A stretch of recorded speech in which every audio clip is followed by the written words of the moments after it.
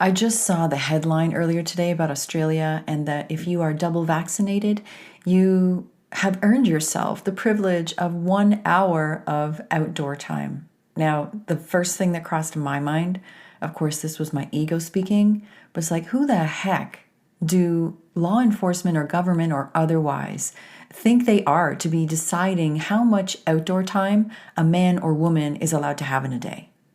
But then immediately after, what ran through my mind was, who the heck do we think we are? Forget about who is pretending to be the enforcers. Who do we think we are?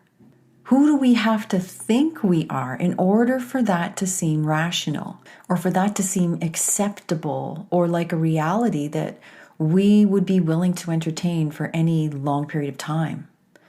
What we're witnessing on a mass scale is mankind having no real recollection of who we are in the grand scheme of our divine universal plan. It's mankind not having any idea of why we're here and what we're actually capable as humans. And this is not to say that it's wrong or bad not to have this awareness, but because most of us have been playing with this illusion for most, if not all, of our lives.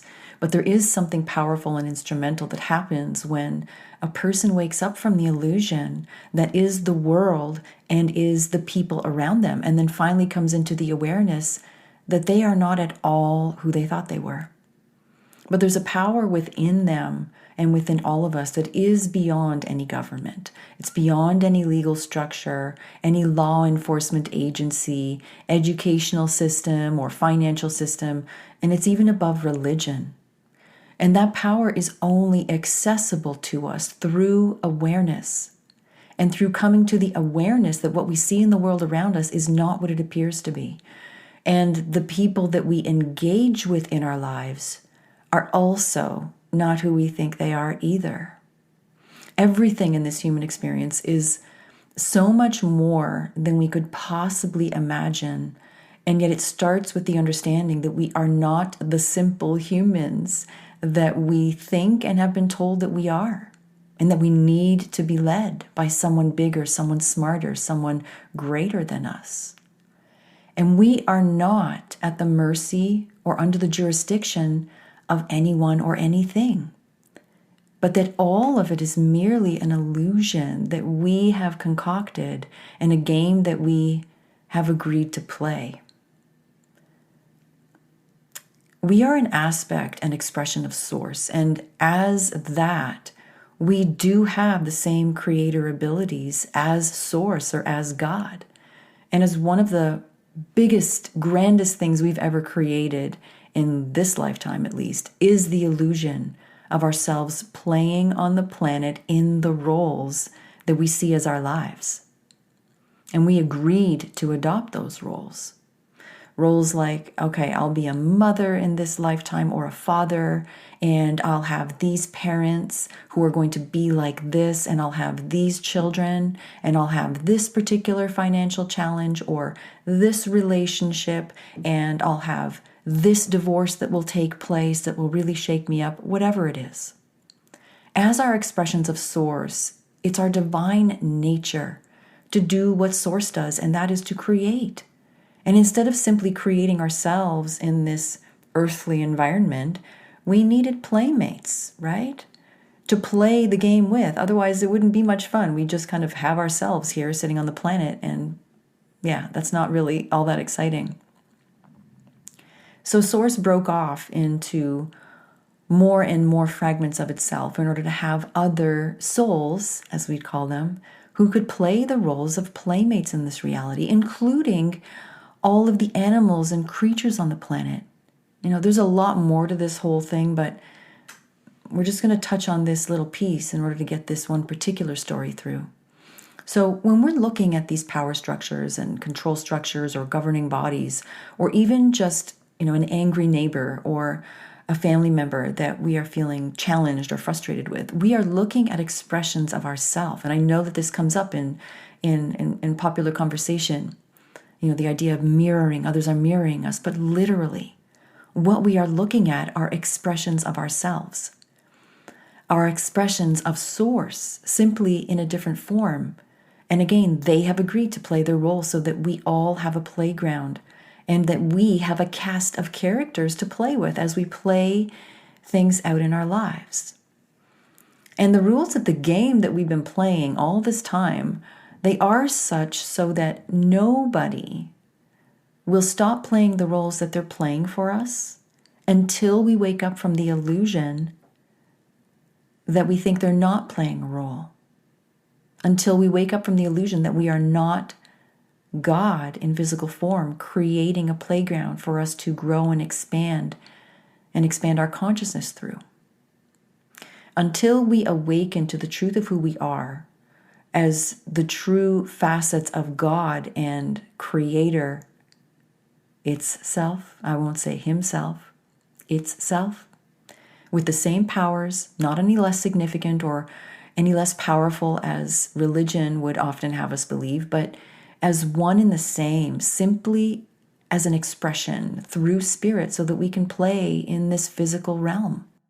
So until that happens, everyone in our reality, whether it's someone who's an intimate member of our family or someone across the earth that we hear a story about in the news, they're all basically playing roles for us and roles for each other because they're all souls who are here just like us, playing the same game we are, under the same illusion we are, with the same one goal, which is to awaken to the truth of who we are, why we're here, and what we are truly capable of. And that is why this is called the time of awakening, the great awakening, because our entire species at a spiritual level is ascending its consciousness and awakening to the truth of all things.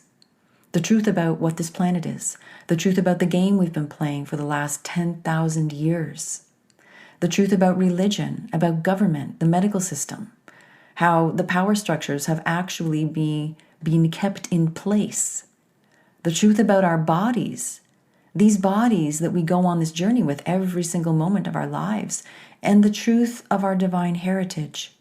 I'm talking beyond religion. Forget about religion.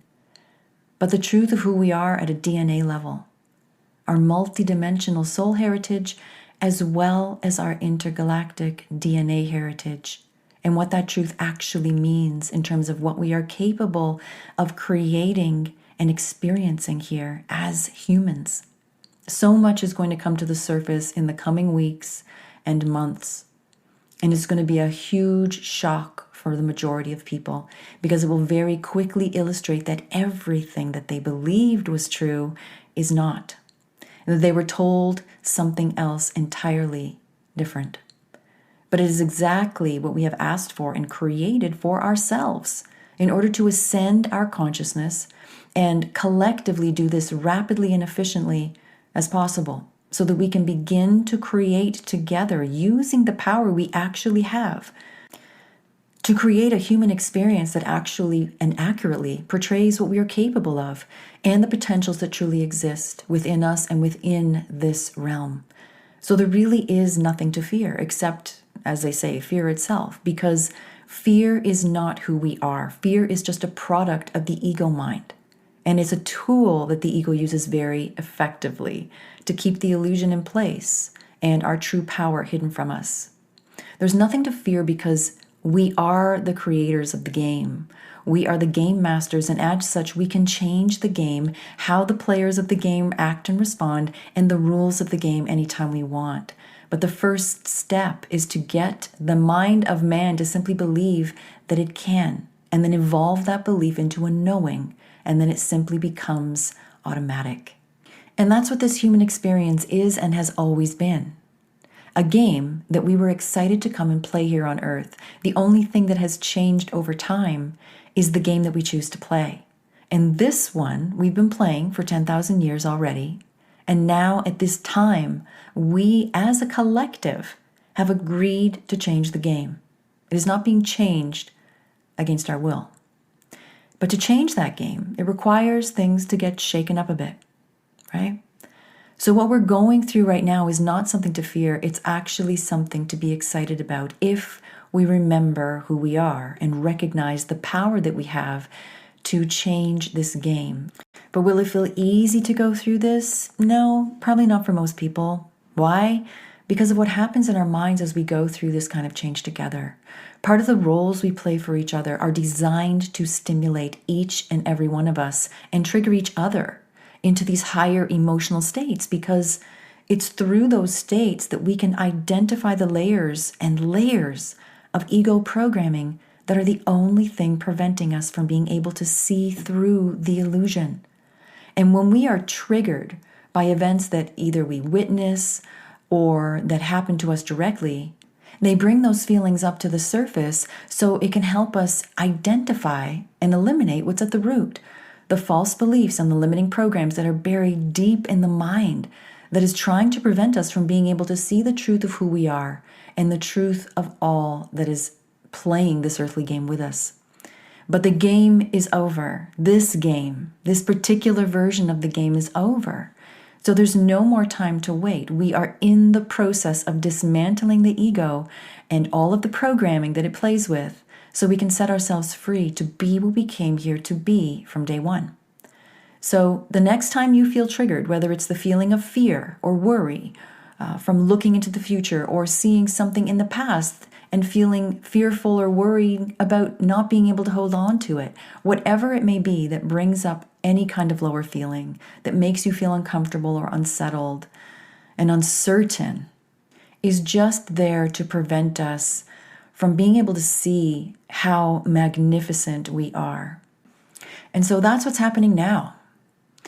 It's going to require a lot of work and a lot of sweat and maybe even a lot of tears, because that's what we have to do now, is simply reinventing ourselves by stripping away everything that we once identified with. This is so much more than just letting go of old power structures or recreating our financial system to be something that's more fair and equitable.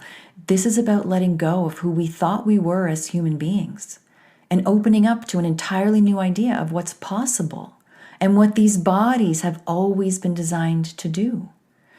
The only thing standing in the way are quite literally the antiquated software programs that run our minds, that we mistake for our own inner guidance, when actually it is simply artificial intelligence that has become brilliantly skilled at preventing us from detecting its presence while it directs our every thought and action in the process.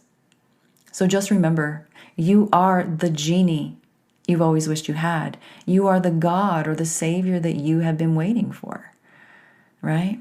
You hold the magic you have always dreamed of possessing. We all do. We have within us the key, not just to the universe, but to all universes. All we have to do is purge and clarify the space within so that it can reveal itself naturally and fully in every moment. That is embodiment. That is our ability to embody. That's what it means. Our true divine selves. To bring into our physical bodies our non-physical God selves. And as we do, we bring, as they say, heaven to earth. And we do it one step at a time, one challenge at a time, one hurdle at a time, one shift in perspective, one change in belief, one moment of being open to new possibilities or new ideas when once we were closed. And we just need to remember that in any moment, no matter what we may face in the days or weeks ahead, all we need to do is keep moving forward with our eye on the prize, as they say. Because the truth is, and always will be, that in order to bring any new vision to life, we are always just one shift, one perspective away. And the question will always be, when are you ready to make that shift? So the question I ask you now is, are you ready?